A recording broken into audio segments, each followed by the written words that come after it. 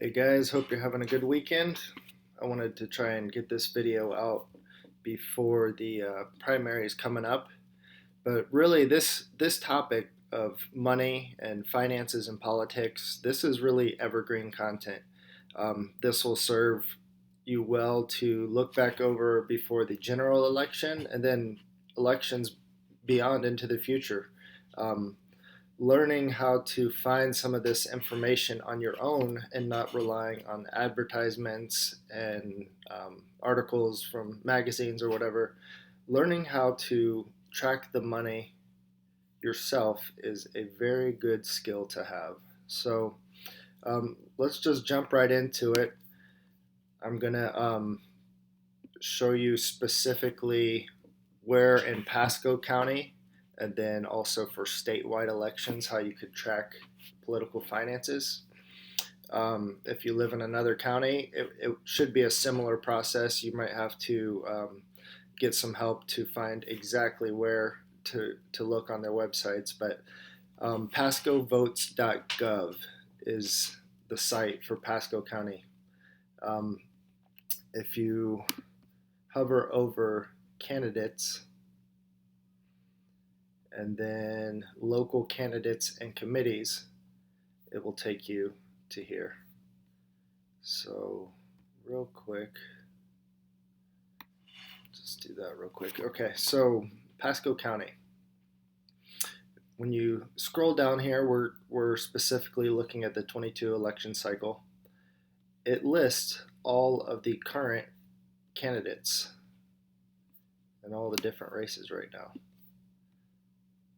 So County Commissioner District 2, you can see there's 4 qualified. You can see ones that are inactive or redesignated. School board races, local CDDs, and then also, I'm not going to go into this today, but political party committees. This is one that's really interesting to spend some time going through here, see where money is coming in from, where are they spending their money. That's an interesting thing to look through. But let's just use an example. So if we look at County Commissioner, say District 4, you've got a few qualified candidates, and I don't know anything about these people. I haven't looked into them. I'm not registered to a party, so I am not going to be voting in the primaries. And just so you know, this video has nothing to do about who you should vote for. This is only about how you look into the finances of individuals. So Democrat, Republican, doesn't matter. You need to learn how to do this yourself. But the way I would jump into it is I would see who has the biggest coin purse, and it looks like Christina Fitzpatrick. So I went ahead.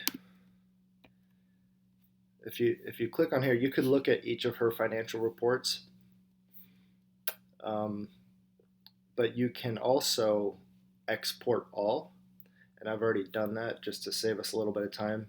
So you don't have to look at each report individually. It'll compile them together into one spreadsheet. And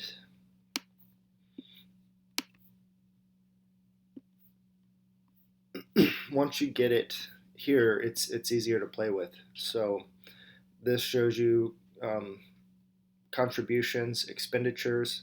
Right now, I don't care about expenditures. I just want to see who's donating money. And then to get a good idea, I like to filter here it is, descending order. That way we're organizing it by largest contributions down to the smallest ones. And I already glanced at this right before recording this video, and there was a couple of things that jumped out at me. Looking at this, there $1,000 is the maximum limit in Florida. $1,000 contribution for an individual or a business. it's interesting that she has so many $1,000 contributions, 750, 500, and 250.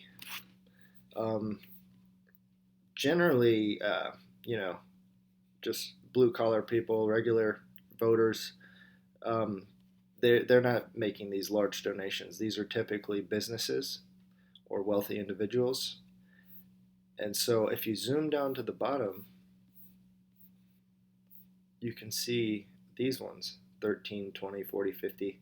These are people, these are individuals. They're making small donations. And there's not that many, interestingly enough, $100 donations. All of a sudden, and here you can see we're getting into businesses, the 250 and up. There is some individuals, and you can see it here too, the I's and the B's. But a majority of her contributions are from businesses. So she's got the largest coin purse in the race, and looks like the business community is behind her. Just something that really bugs me about money in politics in Florida is something like this here. I don't know if you could, I can't highlight it very good, but you can see this Patrick Gleason. $1,000 is the limit, but as a business, he donated $1,000, and as an individual, he donated $1,000. So you put in what you can, but he's going to do 2,000. So glancing through this, a lot of developers, contractors, uh, real estate developers, and brokers, things like that. Pretty typical um, for county commissioner seat for these types of industries to be investing into somebody. But then why her? Why not the other people in the race? Anyway, interesting, very interesting to see this.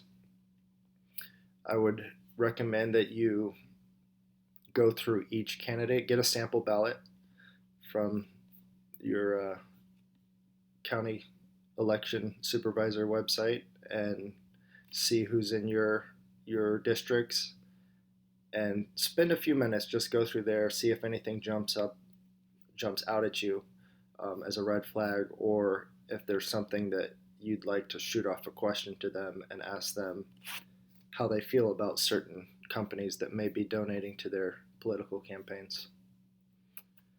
So that's on the county level. Pretty straightforward. If there's a business that you want to specifically see which candidates they are supporting, you could do that through a search function. That's up here, candidates. Here it is, candidate committee report search. And then you could put in a specific name, let's say Disney,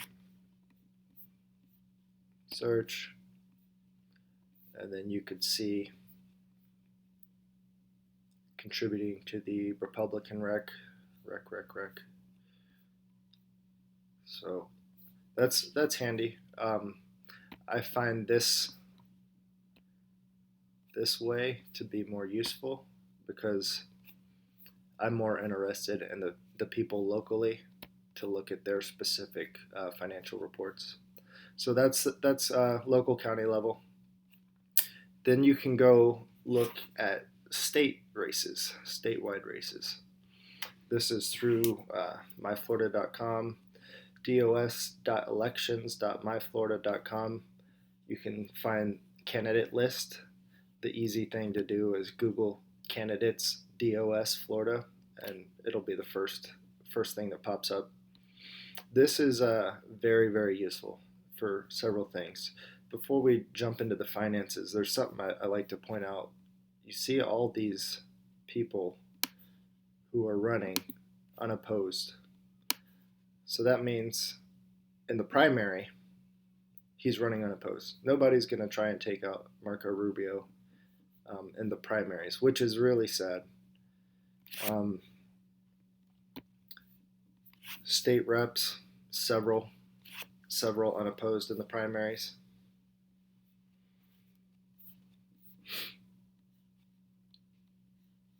Governor, it's not surprising DeSantis is going to run unopposed. He's highly popular.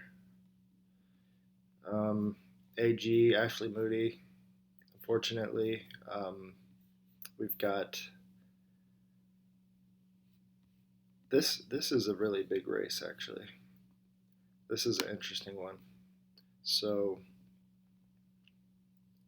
I'm not sure why Wilton Simpson's deciding to make a run for Commissioner of Agriculture. Um, this position is in charge of the concealed carry permits in Florida. Wilton Simpson wrote the red flag legislation in Florida, which is pretty interesting. You can have accusations made against you, have your guns taken away from you, and then you are required to prove your innocence. And if you cannot afford an attorney, one is not appointed to you under the way the law is currently written. So I find it strange that he's running for a position that has to do with gun control, really. And he wrote that legislation. Pretty interesting. So definitely, if you're a Republican, look into these two candidates. Spend some time to look into them. Very, very different people.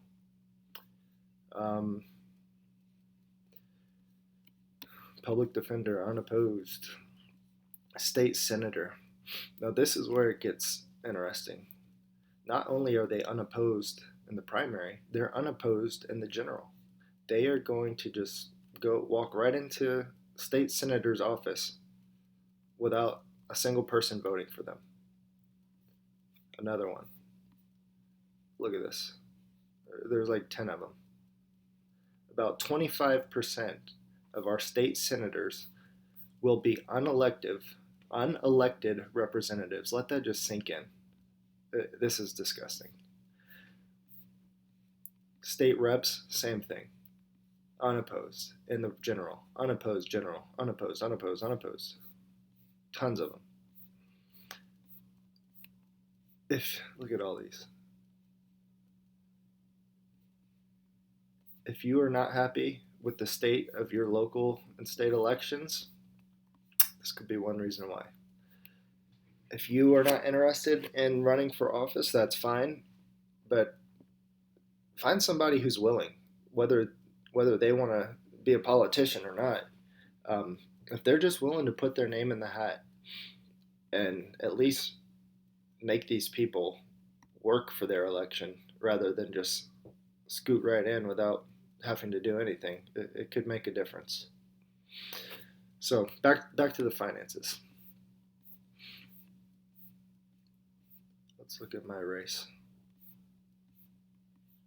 So in my race, there's no primaries. We've got one Democrat, one Republican, and myself, no party affiliation. So if you want to check out the finances, you click on the candidate, campaign finance activity. Now these are all of the individual finance reports. And again, I want to see everything together.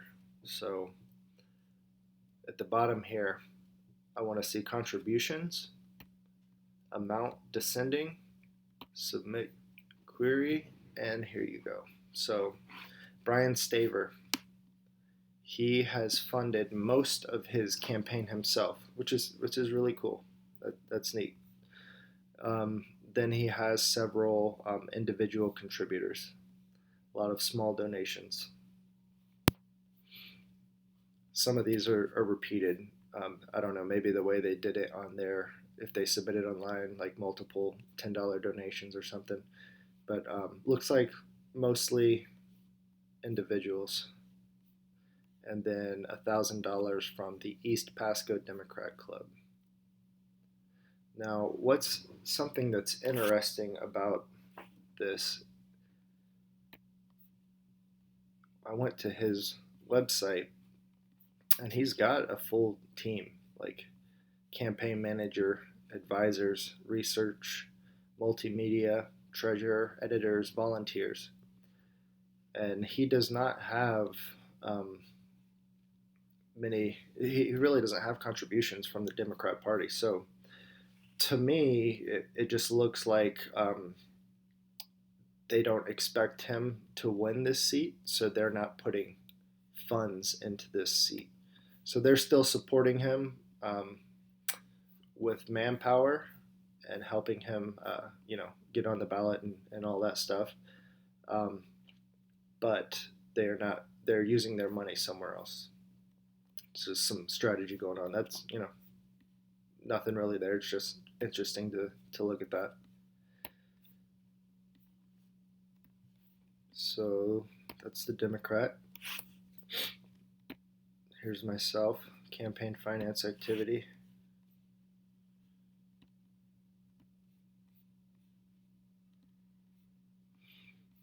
So my own money's in there, and then several small donations from individuals. Pretty small uh, coin purse, but we're gonna use that money wisely.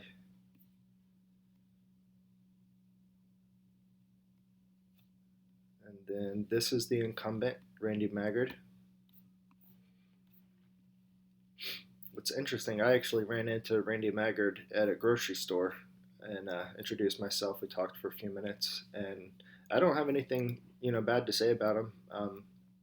I noticed he walked back and put his shopping cart back, which says a lot about somebody. He doesn't just do things because somebody's watching. He's seems to be somebody who cares. But before I got into the race, I looked through here at the finances, and this was actually one of the reasons that I put my name into the hat here, was that there was not a third party candidate, and I saw a lot of business money and some corporate money, a lot of money from Disney. Now after DeSantis kind of picked a fight with Disney, um, he gave that money back, which was really cool. I appreciate that he did that. Um, but I would like to spend a minute to talk about this. This is nothing against Randy Maggard. This is just about politics in general and against corporate money and Disney specifically. So, if you recall, I said the maximum donation, the contribution limit is $1,000. Well, look, Disney Destinations gave $1,000. Magic Cruise Company gave $1,000. Walt Disney Travel gave $1,000. Celebration Company gave $1,000. Disney Photo. So they hit their contribution limit with multiple subsidiaries, and I don't care if it's legal. It's just dirty. I hate seeing this kind of stuff. And this is one race, and just imagine how much of this is going on statewide. So back to the top, you can see um, this large amount. This was a rollover from his leftover from his previous campaign, and then several $1,000 donations. A lot of developers, um,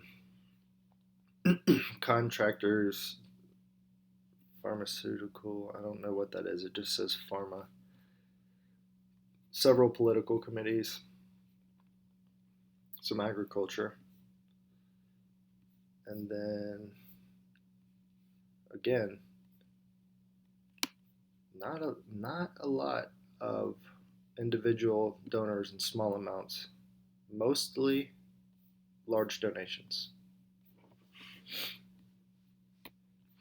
Now, there's something else very important you need to understand in Florida's financial situation. So they have the contribution limit, $1,000.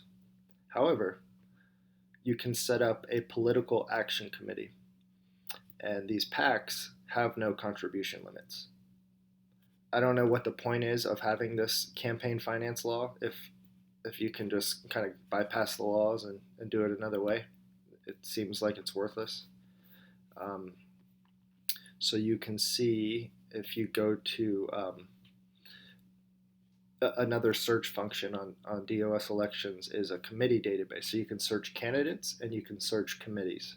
So on the committee search, if you go search by office, I put Randy's name in here.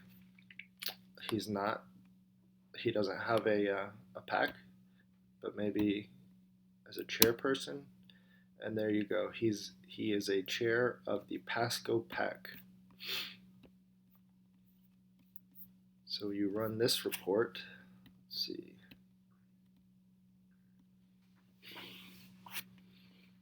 And there you go. The $1,000 contribution limit does not matter because here you see 11,000, 10,000, 6,000, 5,000, 2,000, 1,000.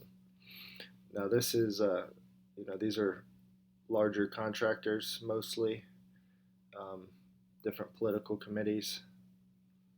I recognize some of these guys locally, but this is how a lot of the big money gets in. It's not through direct donations, it's through PAC donations, and that money just sloshes all over the state. What's useful for the PAC is also to look at expenditures.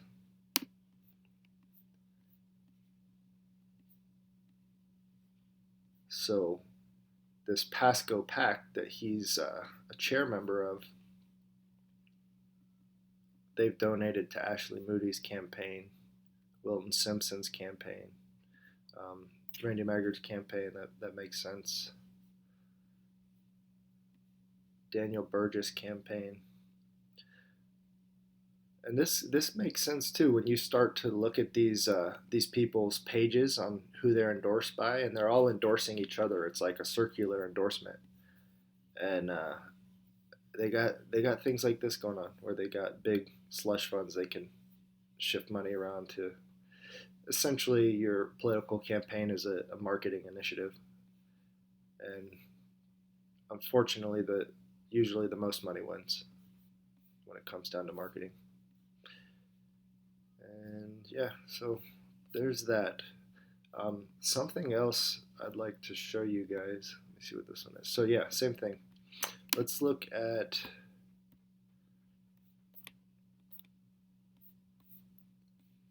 everybody's favorite trading card superhero, Ron DeSantis.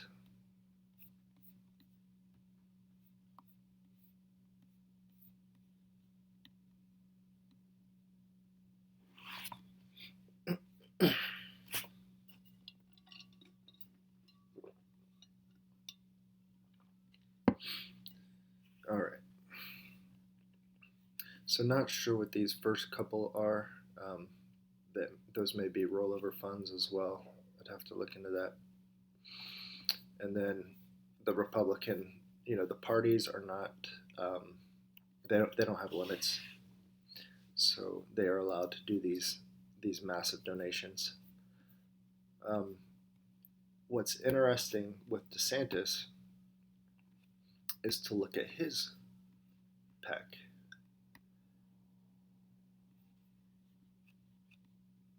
So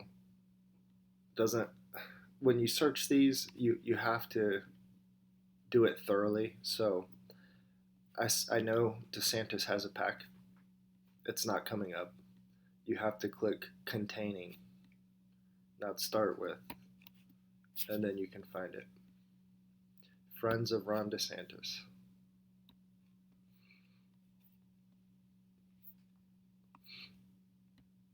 Amount descending. We're only looking at contributions.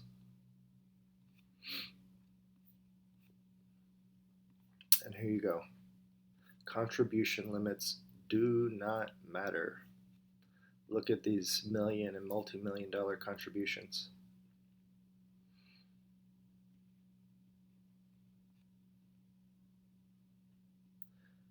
Now, I had not looked at this for a few months, and something that had really been bugging me was this Ken Griffin. He is the owner of Citadel, and there's a lot going on there with Citadel that I really do not like. they're moving their headquarters down to Florida, which I find interesting that he's donated so much money. And um, $5 million in 2018, 5 million again last year. But then when you go through here, there's several, another $500,000. He's on here multiple times, 250. So it's not just a one-time donation. He's been donating to DeSantis large money for years. Um, so I knew that, and that bugged me because I know several prominent Republican people are speaking out speaking out against King Griffith, and rightfully so for certain things going on.